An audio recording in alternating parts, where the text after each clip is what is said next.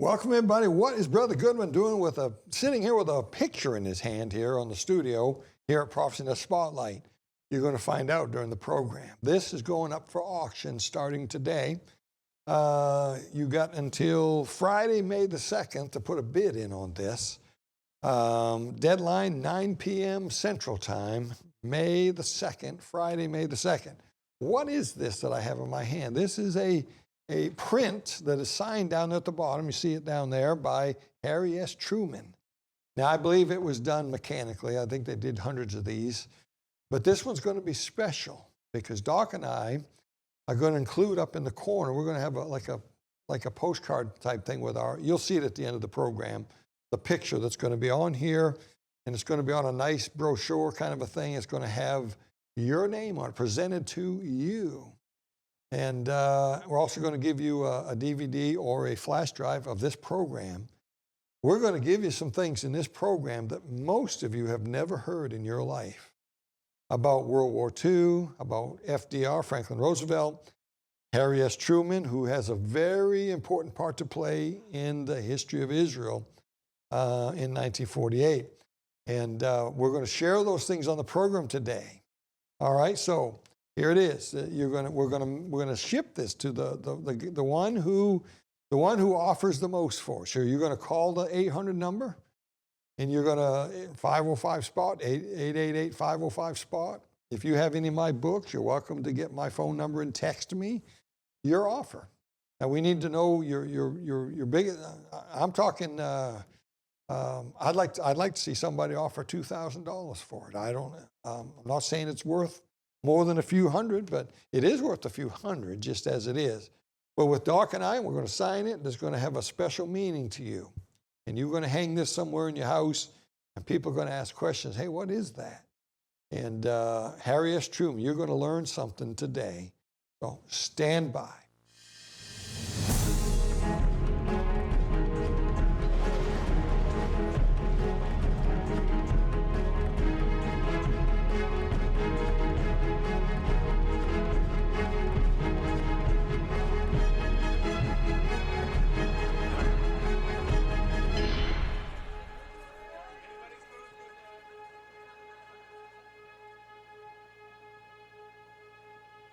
Welcome, everybody. Glad to have you listening today. This is going to be an exciting program. We got several slides to put up. I think you're going to enjoy the show. I promise you this. You're going to learn, you're going to hear some things about history that you've never heard before. And I don't claim that I've uncovered all of this myself. I've had some help. I know some of this some of the things I'm going to say I got from Brother William P. Grady, who we've had on our show before. And Michael Samuel Smith's even got a piece of something that I gleaned from him on the telephone just back yesterday. And Doc, we're going to talk about some history here. We're going to talk about FDR. We're going to talk about World War II. We're going to talk about the atom bomb, the Manhattan Project. We're going to tie it all into a man named Harry S. Truman, who is FDR's vice president, right, I think, for about 8 years.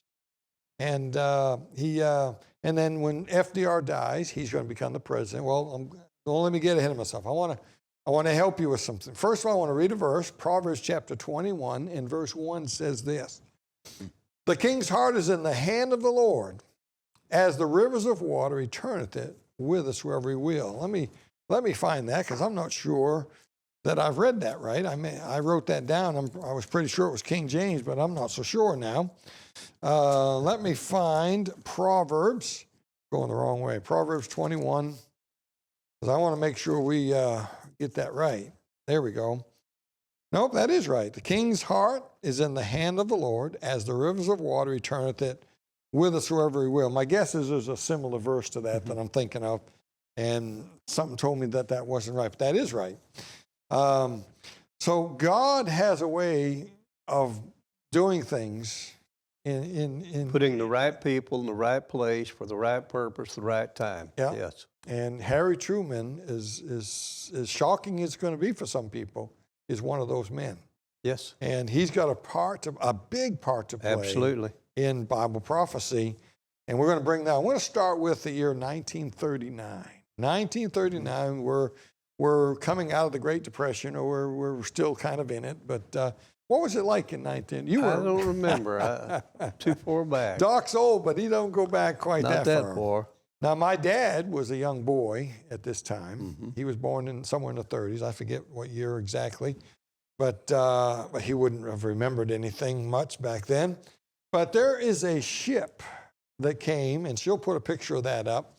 This is important. This starts us off. There's a ship that came from Germany. It's the MS St. Louis. There it is on the screen. The MS St. Louis came to Cuba. Right off the coast of Florida, 100 miles from Florida. That was their destination. They came to Cuba. They had passports. They had permission. These are Jews. 900 Jews are on that ship right there. And by the way, that's a real picture. Those are some of the people, some of the Jews on that ship. 900 of them. They were fleeing Germany and what was coming. They knew what was coming at this time. They were trying to get out of there. And Cuba changed their mind. Cuba decided, we won't take you.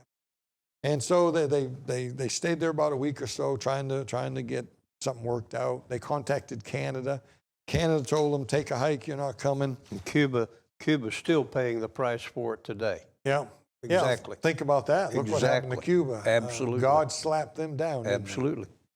And so here's, let me read a little bit here. The more than 900 passengers on the MS St. Louis were denied entry by immigration authorities in multiple countries in the lead up to the Holocaust. As the St. Louis cruised off the coast of Miami in June 1939, its passengers could see the lights of the city glimmering. But the United States hadn't been on the ship's original itinerary, and its passengers did not have permission to disembark in Florida. As the more than 900 Jewish passengers looked longingly at the twinkling lights, put that other picture up there of the two portholes, Mrs. Goodwin, and the people looking through the portholes of the ship that you can see down the bottom there. There they are. Isn't that sad? Those look like young girls over there on the left, or maybe a girl and a boy, I'm not sure. And they're looking down at something, and pretty sad. These more than 900 Jewish passengers looking longingly at the twinkling lights, they hoped against hope that they could land. But their hopes would soon be dashed as immigration authorities in America sent the ship back to Europe. And then nearly a third of the passengers were murdered, and I believe many others, if not all of them, would eventually die. Most of the ship's 937 passengers were Jews trying to escape Nazi Germany. Let me skip some things here. And it took 2 weeks for the St. Louis flying the Nazi flag to reach Havana, Cuba. But the voyage didn't end on Cuban soil. Rather, Cuban officials refused to let the passengers disembark. Remember, we're headed somewhere here. We're headed to Harry Truman. We're headed to Israel. We're going to show you something big here. This is where it kind of starts. Cuban officials refused to let the passengers disembark, and other than about 28 passengers were allowed to get off. I don't know who they were, but then down here a little further, U.S. President Franklin D. Roosevelt, let's see, passengers formed a committee, begged the Cuban president and the U.S. president for sanctuary. When it became clear Cuba was indifferent, if not hostile to the refugees, the ship sailed toward the United States, about 100 miles. They didn't find sanctuary there either. An attempt to land in Miami was rejected by immigration authorities. And by the way, that means the president. Yep. President's in charge of That's that. We know that. And a desperate cable to Roosevelt by some passengers was ignored. These people are desperate, Doc. Yes, they were. know if we go back to Germany, we're going to die. Our families are going to die. Coming. Yes. Through a U.S. diplomat, though a U.S. diplomat had tried to negotiate with Cuba, the U.S. itself was unwilling to open its doors. Yep. The passengers would have to abide by the existing quota, blah, blah, blah, blah. Let's see. Jewish refugees a year before the St. Louis sailed had already dropped the idea, both because he knew it would be politically unpopular and because of his increasing focus.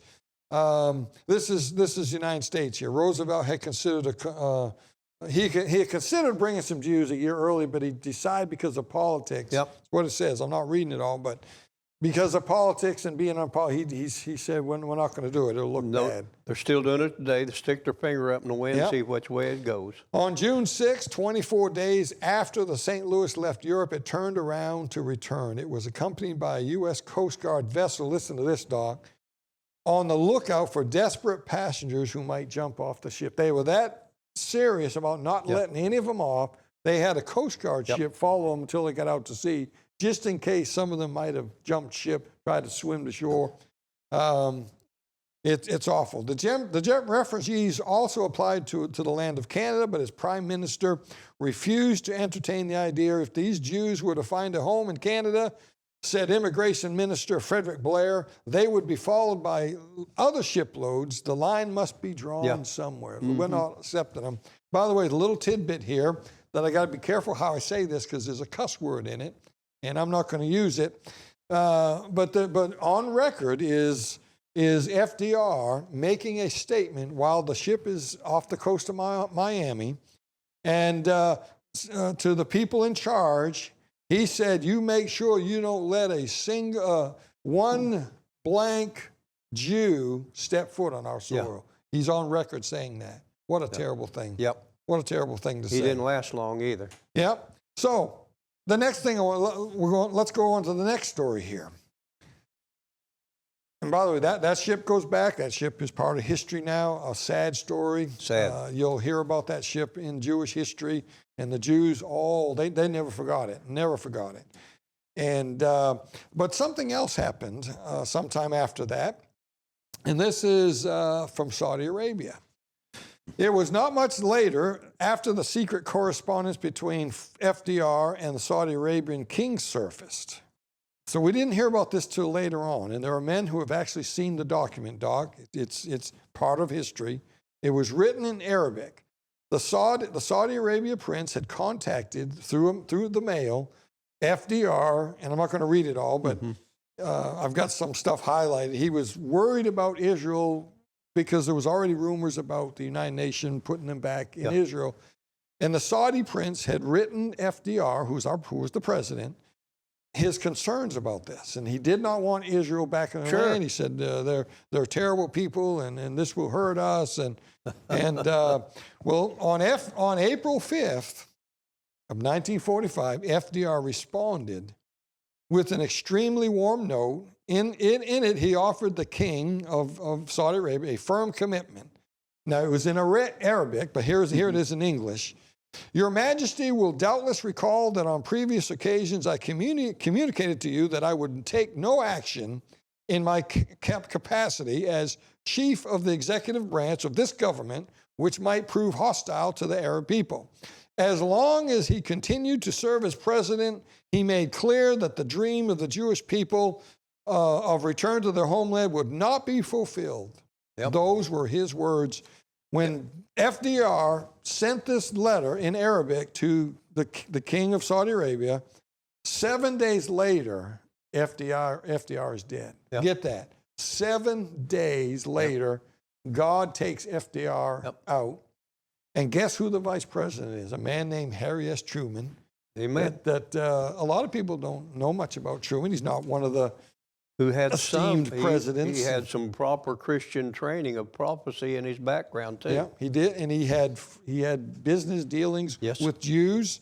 And look, just to read a couple things here, we can now see, looking back, the fingerprints in the replacement of FDR with Harry S. Truman. See, you may not have saw this at the time, but years later we can look back and put this puzzle together.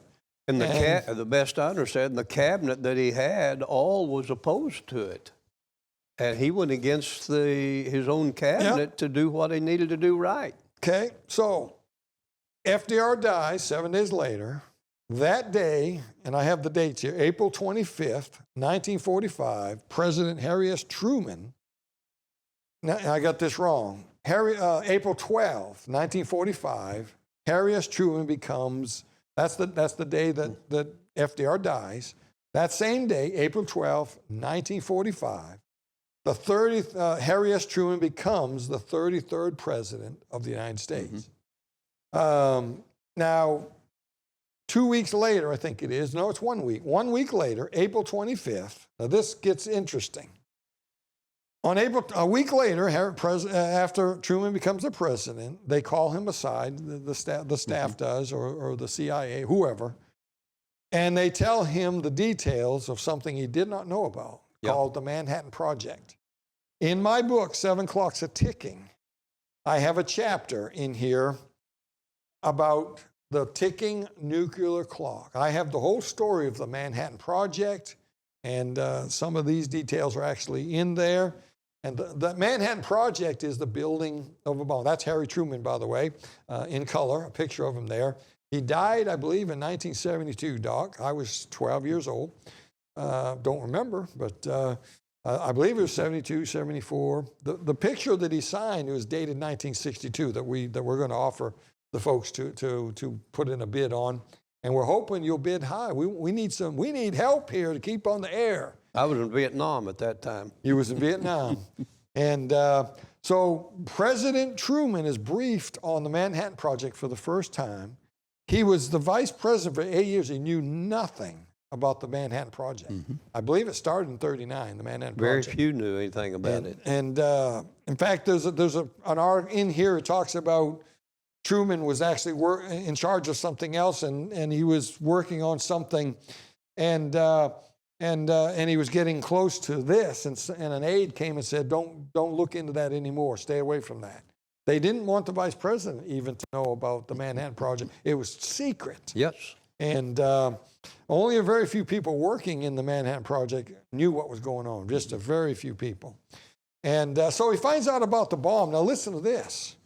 Listen to this. America's secret development of the atomic bomb began in 1939 with then President FDR's support. The project was so secret, FDR did not even inform his fourth-term vice president, and Truman, that it existed. In fact, when Truman's 1943 senatorial investigations into war production costs led him to ask questions about a plant in Minneapolis that was suspicious. That plant had something to do with the Manhattan Project. Truman received a stern phone call from FDR's Secretary of War, Harry Stimson, warning him not to inquire any further. Stay away from that. Now, when Roosevelt dies, April 12th, 1945, Truman's immediately sworn in. Listen to this. Soon after, was informed by Stimson of a new and terrible weapon being developed by physicists in New Mexico. In his diary that night, listen to this. Truman noted in his diary that night that he had been informed that the United States was perfecting an explosive great enough to destroy the whole world. Yeah. Now, I don't know that they could have destroyed it, but in his mind, this thing was powerful. Yes, Nobody had ever seen anything like this. Yes. May of 1945, Stimson advised Truman that the bomb might be useful in intimidating Soviet leader Joseph Stalin. July 16th, a team of scientists at the Alamogordo, New Mexico research station successfully exploded the first atomic bomb. That was out in the desert. I talk about that in the book. It broke windows, Doc, 100 miles away in the desert. Broke people's windows in their houses, and the government lied to us and told us it was a munitions dump exploded. The government's been lying to us for a long time. There still are. Yeah, worse now. And that was the first atomic explosion in the history of the world. In the desert there, July 16th. Not long after that, the bomb is going to, in August 6th, there'll be a bomb. She'll put a mushroom cloud out for you. This is a mushroom cloud. That's pretty scary when you look at that.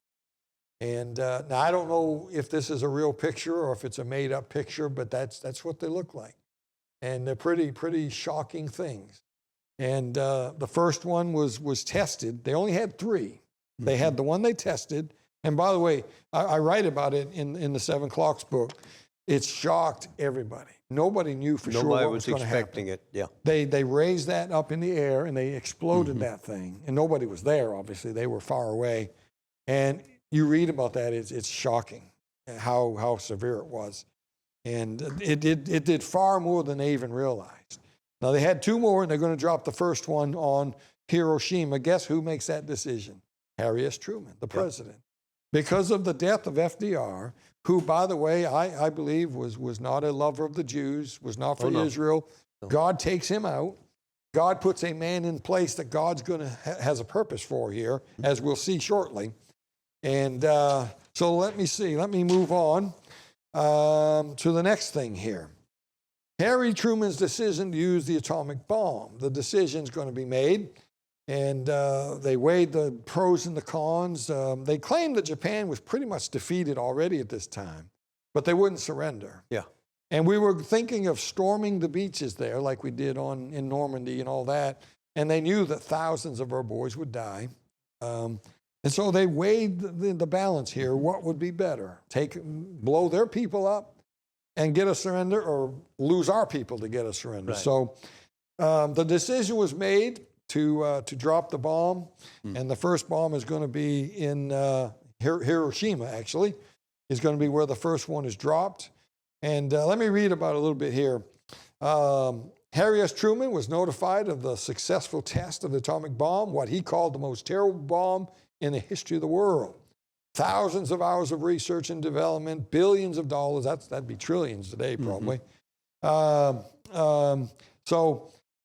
they had the different options here, and of course he chose the option of dropping the bomb on a place where military was also there. So yes, a lot of civilians died, but so did a lot of people. And I'm looking for something here, and maybe it's in this one. Fingerprints there. That's not the one. It's not that one, and I don't see it. Huh. Anyway, there was. What do we got here? Is this it? Let's see. I'm sorry for the delay here, but what happened in Japan? Here we go. Here's what I wanted to read. The temperature near the blast, when that blew up, and by the way, it was in Enola Gay. She has a picture of the plane. She has a picture of that, possibly the pilot up there, Enola Gay. By the way, I've seen that plane, Doc. It's in the museum in Dayton, Ohio. I have seen this plane. And she has another picture, I believe, of that plane. Is there another picture of that plane? There's not another picture of the plane. But you have a picture of the actual, there it is. Yeah. From what I read, this is from government.com or history or defense.com or something like that. That's the actual Hiroshima bomb exploding, supposedly. I'm told that that's an actual picture of it, of that explosion. And so while you're looking at that, let me read this. The temperature near the blast site reached 5,400 degrees Fahrenheit. The sky seemed to explode. Birds ignited in midair. Asphalt boiled. People 2 miles away burst into crumbling cinders. Others with raw skin hanging in flaps around their hips leaped, shrieking into waterways to escape the heat. Men, I know this is hard to hear, but men without feet stumbled about on the charred stumps of their ankles. Women without jaws screamed incoherently. Bodies described as boiled octopuses littered the destroyed streets. Children, tongues swollen with thirst, pushed floating corpses aside to soothe their scalded throats with bloody river water. One eyewitness at Hiroshima recalled, "I climbed Hikiyama Hill and looked down. I saw that Hiroshima had disappeared. I was shocked by the sight. Of course, I saw many dreadful scenes after that, but that experience, looking down and finding nothing left of the city of Hiroshima, was so shocking that I simply can't express what I felt. Hiroshima didn't exist. That was mainly what I saw. Hiroshima just didn't exist." That's one eyewitness account there. Approximately 80,000 people were killed immediately as a direct result of the blast. Another 35,000 were injured. At least another 60,000 would be dead by the end of the year from the effects of atomic fallout. And I'll bet it's far more than that over a period of time. And and then there's the second bomb that gets dropped.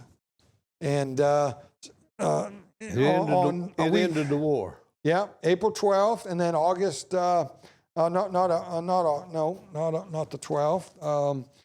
August 6th, and then August 9th, they dropped the second bomb on Nagasaki. And same results. And Japan finally threw in the towel and gave up and surrendered. And all of this to bring Israel. Yeah.